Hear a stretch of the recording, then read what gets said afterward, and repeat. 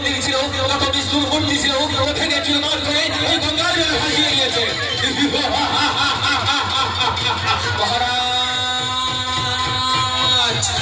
মহারাজ, বলো সামনে বলো, তুমি কি আমার আদেশ মতো আমার সৈন্য সামন্তদের নিয়ে গিয়ে আমার রাজ্যে যত বিষ্ণুর মন্দির ছিল, যত বিষ্ণুর মূর্তি ছিল, তা ভেঙে চুরমার করে ওই গঙ্গার জলে ভাসিয়ে দিয়েছো? হ্যাঁ মহারাজ, আমি আপনার আদেশ মতো আমার রাজ্যে যত বিষ্ণুর মন্দির ছিল, যত বিষ্ণুর মূর্তি ছিল, সব ভেঙে চুরমার করে ওই গঙ্গার জলে ভাসিয়ে দিয়েছি। আর আমার রাজ্যে কি বিষ্ণুর পূজা, বিষ্ণুর নাম বন্ধ হয়েছে? হ্যাঁ মহারাজ, আজ থেকে আমাদের রাজ্যে কোনো প্রজার মুখে বিষ্ণুর নাম আপনি শুনতে পাবেন না, কিন্তু একমাত্র রাজকুমার প্রহ্লাদ, হ্যাঁ মহারাজ, রাজকুমার প্রহ্লাদ সে আপনার আদেশ অমান্য করে এখনো সে বিষ্ণুর নাম করছে। বললেন সেনাপতি, আমার পুত্র প্রহ্লাদ বিষ্ণুর নাম করছে। যে বিষ্ণুর নাম শ্রবণ করে আমার সর্বাঙ্গে আগুন জ্বলে ওঠে, যে বিষ্ণুর নাম করার জন্য আমি গণপদার বস্ত্র শুরু করেছি, গণপদে অন্ধকার কারাগারে নিক্ষেপ করেছি, আর আমার পুত্র প্রহ্লাদ বিষ্ণুর নাম করছে। যাও সেনাপতি, একটু যাও, তোমার প্রহ্লাদ যদি আমার কাছে নিয়ে এসো, দেখি কেন সে এখনো বিষ্ণুর নাম করছে। যথাজ্ঞা মহারাজ।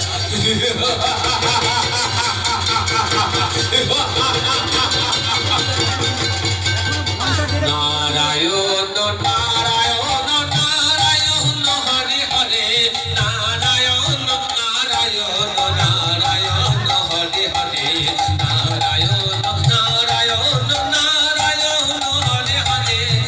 এই বিষ্ণু নাম তুমি করছো, এই বিষ্ণু বরাহ মুক্তি ধারণ করে অন্যায় ভাবে তোমার কাকাকে হত্যা করেছে।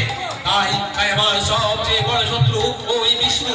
তাই শোনো প্রহ্লাদ, আজ থেকে তুমি আর কোনোদিন ওই বিষ্ণুর নাম মুখে উচ্চারণ করবে না। কিন্তু হে পিতাশ্রী, আমি যে বিষ্ণুর নাম ছাড়া থাকতে পারি না। কি বললে প্রহ্লাদ? যে বিষ্ণু নাম উচ্চারণ করলে আমার সর্বাঙ্গে আগুন জ্বলে ওঠে, সেই বিষ্ণুর নাম ছাড়া তুমি থাকতে পারো না। বুঝেছি শ্রাবতী, বুঝেছি আমার পুত্রের এখন শিক্ষার অভাব আছে, তাই আর বিলম্ব নয়। যাও শ্রাবতী, একটু যাও, তোমার প্রহ্লাদকে নিয়ে গিয়ে ওই গুরুর আশ্রমে রেখে এসো। গুরুর আশ্রমে থেকে গুরুর কাছে শিক্ষা লাভ করলে ও বিষ্ণুর নাম চিরদিনের মতো ভুলে গিয়ে তখন আমার গুরু কীর্তন করবে। যাও শ্রাবতী, একটু যাও, তোমার প্রহ্লাদকে গুরুর আশ্রমে রেখে আসার ব্যবস্থা করো। যথাজ্ঞা মহারাজ।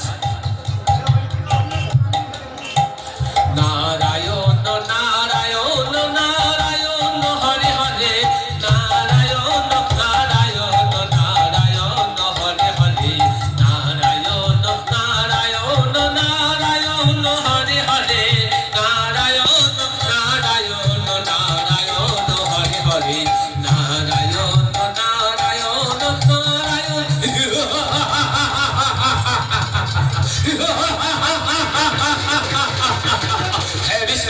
আমি রাজকুমার প্রহ্লাদকে পাঠিয়েছি গুরুর আশ্রমে থেকে গুরুর কাছে শিক্ষা লাভ করলে ও তোমার নাম চিরদিনের মতো ভুলে যাবে। তখন তুমি স্বর্গবাদ তোমার রাজাকারী থাকো, তোমায় খুঁজে বের করে তোমায় হত্যা করে আমি নেবো আমার ভাতৃ হত্যার প্রতিশোধ।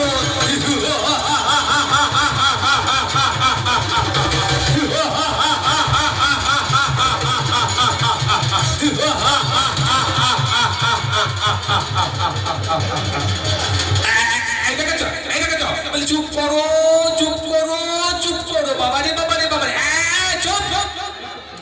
চুপ। এত বলি চুপ করো, তবু কথা শোনে না। বাবারে না, আর পারা যায় না বাবু, সাংঘাতিক ব্যাপার। হ্যাঁ দেখেছো এই ছেলেটা দেখেছো? আরে বাবা একটু আমি যা বলছি সেগুলো মন দিয়ে শোনার চেষ্টা করো বাবা। তা নাই সারাদিন খালি ঘানো করে আমাকে একবারে পাগল করে তুলেছে। বাবারে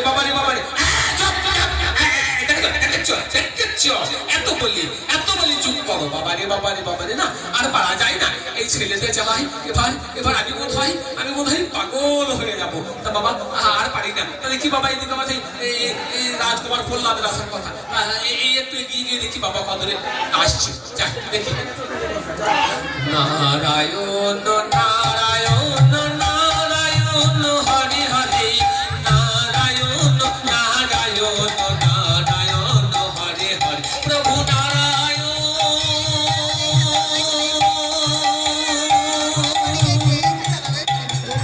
প্রভু নারায়ণ প্রভু নারায়ণ নারায়ণ নারায়ণ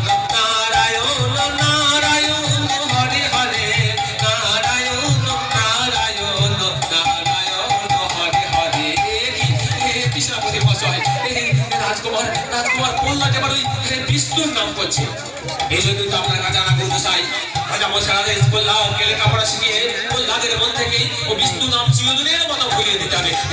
সে আপনি চিন্তা করবেন না সেনাপতি মহাশয়, সে আপনি চিন্তা করবেন না। আমার যত বিদ্যে বুদ্ধি আছে আমি সব উজাড় করে দিয়ে প্রহ্লাদকে লেখাপড়া শিখিয়ে প্রহ্লাদের মন থেকে আমি বিষ্ণু নাম একদম চিরদিনের মতো ভুলিয়ে নেবো। তবে শুনে রাখুন মশাই, রাজা মশাই আদেশ, যদি আপনি প্রহ্লাদের মন থেকে বিষ্ণু নাম ফেরাতে না পারেন তাহলে আপনার মুন্ডু ছেদন করা